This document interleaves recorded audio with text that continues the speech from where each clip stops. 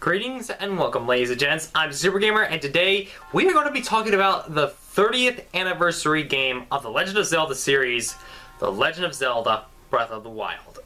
Breath of the Wild is a Zelda game that we have all known about for quite some time, going all the way back to 2012, where the Nintendo Wii U was about to come out. Nintendo unveiled a tech demo of Link fighting Goma in a cinematic way. After that, we kinda got silence for a while. That is, until E3 2014, Nintendo showed a trailer of Link not in his iconic green tunic, but in a blue tunic, using a bow while fighting some sort of monster. Then, 2 years later at E3, the attendants got to know things like the name, Breath of the Wild, how it would play and feel, what you could do in the game, and so much more. Then a Nintendo Switch was announced, and it was revealed that the Breath of the Wild would be a launch title for it, while also being released for the Wii U.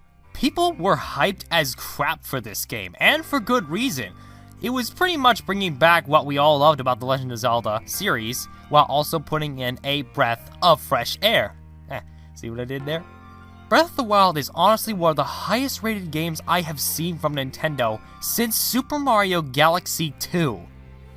Now, before we jump into the review I'd like to take a few moments to revisit my thoughts on the original Legend of Zelda for the NES, as well as my thoughts on the Legend of Zelda series itself. Why? Because opinions have changed somewhat. The Legend of Zelda, released on the Famicom in 1986 and the Nintendo Entertainment System in 1987, was a critically acclaimed game which revolutionized the gaming industry for including saving, a guide inside the manual, and an open world to explore. Now, I know I've already reviewed this game twice, but I still feel like I need to express my thoughts on it one last time, specifically the problems I have with it. For one thing, I don't really like the fact that you have to use a guide in order to do just about anything. Now I know some of you are going to be like, "Oh, but TSG, I beat it without a guide, so this is totally possible." And if you did beat it without a guide, then, well, good for you. As for me and a lot of other people, it's kind of hard to play it without some help from the internet. Despite all that, I have never once considered Zelda 1 to be a bad game, nor have I ever intended to make such an argument.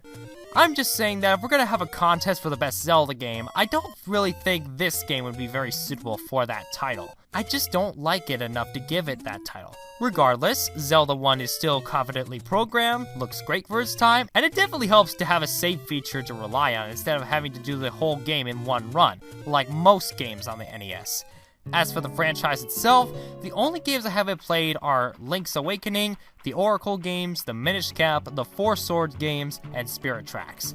I like Zelda 2 to some extent. I enjoy A Link to the Past quite a bit. I think Ocarina of Time is the best Zelda game for beginners. Majora's Mask is my favorite game of all time. The Wind Waker is one of the most adventurous games of the series. Twilight Princess was the first game that got me into the series. Skyward Sword was great, but not fantastic. And A Link Between Worlds is superior to A Link to the Past in every way.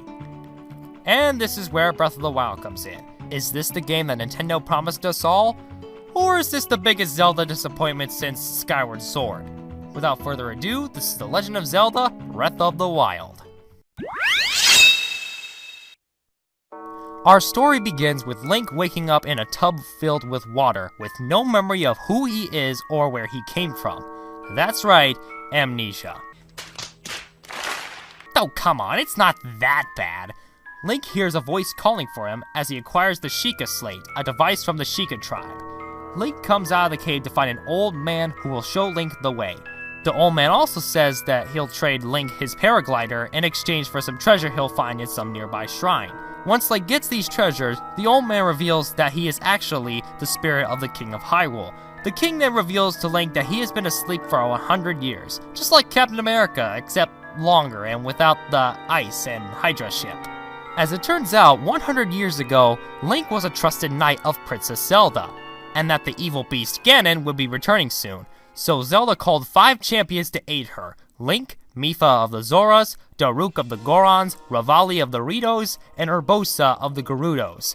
They created 4 divine beasts that 4 of the champions could use against Ganon, while Link had to learn how to use the Master Sword, the Blade of Evil's Bane. The kingdom also found these machines called Guardians and made thousands of them for battle. When Ganon came back, everyone was prepared, but not prepared enough. Ganon took possession of the divine beasts and every single Guardian and unleashed havoc across Hyrule. No one survived. Not the champions or the king. No one. Not one. No one other than Link and Zelda. Zelda remains in Hyrule Castle, keeping Ganon at bay. So it's up to Link to take back control of the divine beasts, find the Master Sword, and put an end to Ganon once and for all. And that's about as much as I'll reveal for the plot before the spoiler section, because this plot is so good, I want to make sure I don't spoil too much of it. Okay, now that we got the story out of the way, let's talk about the aesthetics. For being the last first-party game released for the Wii U and the first game on the Nintendo Switch, it looks fantastic. The environments are all very pretty to look at with the game's cel-shaded graphics. Also, let it be known that this is the very first Zelda game to have voice acting. Gee, it sure is boring around here. My boy, this piece is what all true warriors strive for. No! Those do not count! We never speak of those games. And honestly, for the first time, it's pretty good. Granted, it won't be given any awards anytime soon, but it's good that Nintendo finally put in what was missing in Zelda for years. Now when it comes to the aesthetics, I have 2 problems. First of all, the frame rate will drop quite frequently, especially when there's a lot going on screen. Even though it hardly affects the gameplay in any way, it's a noticeable nitpick. The second problem is the music. Not that it's bad, it's just, when I think of Zelda music, I think of tracks like Saria's Song, Gerudo Valley, the Song of Time, the Song of Healing, and of course, Zelda's Lullaby. Comparing those tracks to the tracks of this game, and you could definitely notice how shallow it is. Again, it's not bad, it's just not as good as we'd like it to be. Oh boy, we got a lot to cover in the gameplay department, so grab your popcorn, because this is gonna take a while. These are probably some of the most interesting mechanics ever put in a Zelda game. Now the essential things are here: swords, bow and arrows, dungeons, rupees, and exploration. However, in execution, these things are made new by the mechanics. First, the weapons, which by the way, every single weapon, bow, and shield breaks. Every single one. Even the Hylian shield breaks, and the Master Sword can run out of energy. Many people find this mechanic very annoying and stupid, but I never had any problems with it. For one thing, weapons aren't too hard to find, and do get more durable as you progress through the game. Secondly, the fact that your equipment can break adds some strategy to the game, which I appreciate. Remember that Sheikah Slate that I mentioned a while back? That thing will be your best friend. It can be upgraded to map the entire region that you're in, list all your quests, and tell you your next destination. It also works as an item as well. It can be magnetic to help move objects, bring out 2 different kinds of bombs, stop time on certain objects, make ice pillars in water, can be used as a camera, and scan amiibo. There are also several different kinds of outfits that you can put on, and some of them even have status effects. Some prevent you from burning or freezing, making your footsteps as quiet as a mouse, or just look real cool. Oh, and speaking of which, you have a thermometer and a sound scale. These will be crucial to your journey as you can burn or freeze to death, and have people hear your footsteps. Let's talk collectibles. There are shrines, which are basically bite-sized dungeons scattered throughout Hyrule. These are where your abilities and skills will be put to the test, some requiring you to test your strength against a mini-guardian. When you beat a shrine, you are given a spirit emblem for your troubles. For every 4 emblems you collect, you could find a Hylia statue and trade in those emblems for a heart container to increase your health, or a stamina vessel to increase your stamina. And you are gonna need these things, because Breath of the Wild is without a doubt one of the hardest entries in the entire series. This is largely because you will die a lot in this game, and in quite a lot of ways. So without further ado, here's a montage of me dying a lot.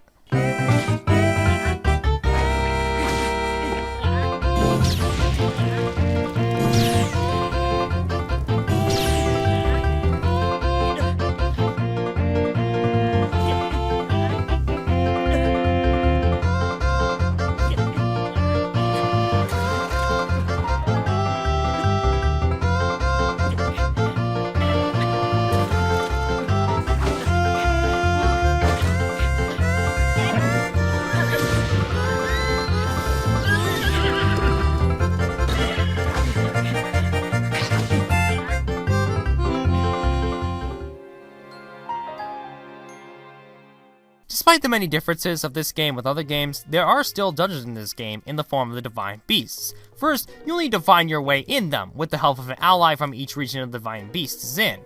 Then there's the Divine Beast itself, which you can alter its formation by using the Sheikah Slate. This makes for some very interesting puzzle mechanics, and frankly the only thing I can really compare it to is the Stone Tower Temple from Majora's Mask. Every time you beat one of them, you get an ability from the champion of that Divine Beast. Mipha's Grace heals you completely when you die, Daruk's Protection is exactly what it sounds like, Revali's Gale lets you create a gust of wind, and Urbosa's Fury lets you add electricity to your spin attack. Since you've been asleep for 100 years and have amnesia, chances are you'll want to know what happened, and there is a way. In your Sheikah Slate, once you get the camera upgrade, you'll find some pictures that Zelda took 100 years ago. If you go to the locations in the pictures, you'll collect a memory of you and Zelda together.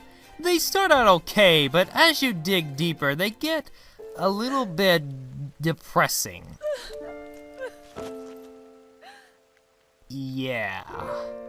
Some of these memories were easy to find, but others, they just made me want to tear off my mustache with a roll of duct tape. Yeah, I'm looking at you, Hyrule Castle memory. I was stuck on this section for over an hour. I am not even kidding. Finally, there's the Mother Lode, the Koroks. There's a Korok you can find in the woods where the Master Sword is hidden, who can give you extra space to put things in your inventory in exchange for Korok seeds.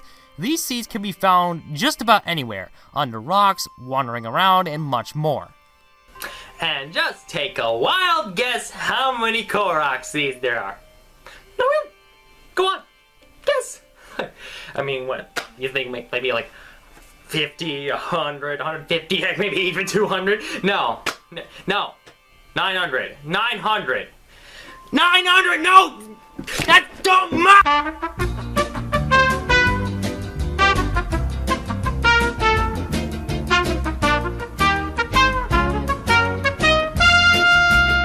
You heard me right, there are 900 Korok seeds to collect. And if you want to know how hard it is to find them all, just ask the completionist. Let's talk about a few little things and the bosses before moving on to the spoiler section. There are no hearts in this game, so to heal yourself you need to find food scattered throughout Hyrule and cook them. There are so many recipes for food that the sky's the limit. And the animation is by far my favorite part.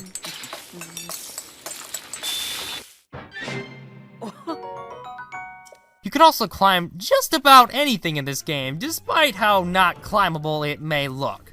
Just be sure you watch your stamina.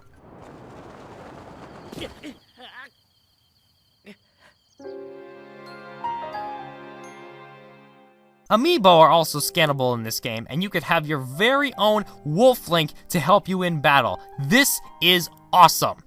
Finally, there's the bosses, which are very challenging and will keep you on your toes. You'll mostly be using your arrows and sword for these fights. One last thing, and this is important, you can run around shirtless in this game. Watch out, Grateful Buster from Fairy Tail, Link's coming for you! And now it's finally time for the spoiler section. And boy, do we have a lot to cover. So with that said,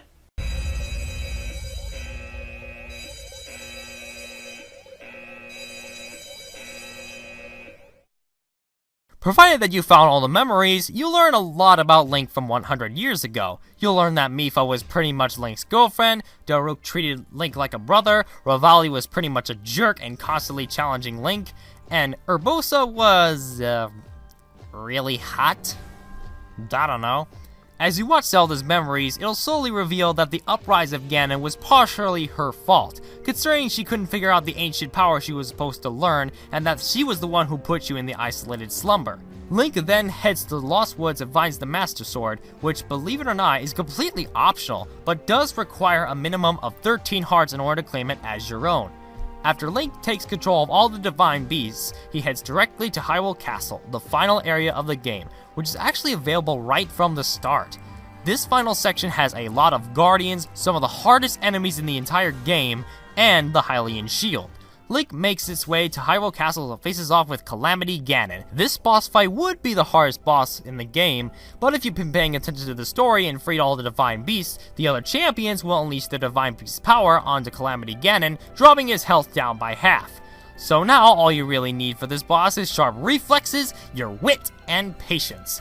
After Link defeats Calamity Ganon, Ganon unleashes his final form, Beast Ganon. Zelda gives you the Bow of Light to defeat Ganon.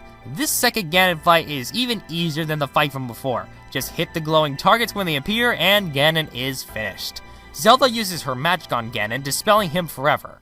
If you beat the game without collecting all the memories, you'll get the ending where Zelda questions if you truly remember her. However, if you do collect all the memories and then defeat Ganon, you'll get the true ending, which frankly looks like it could be an internet meme. Link and Zelda set off to rebuild Hyrule to its former glory. The end. And that, ladies and gents, was The Legend of Zelda Breath of the Wild. And I gotta say, this is one of my favorite Zelda games of all time. Other than the frame rate and music, I have absolutely no problems with this game at all. In fact, it's second best only to a certain Zelda game on the Nintendo 64.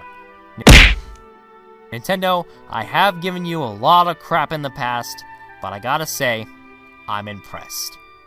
Until then, I'm the Super Gamer, and thank you for 3 whole years on YouTube. Bye-bye!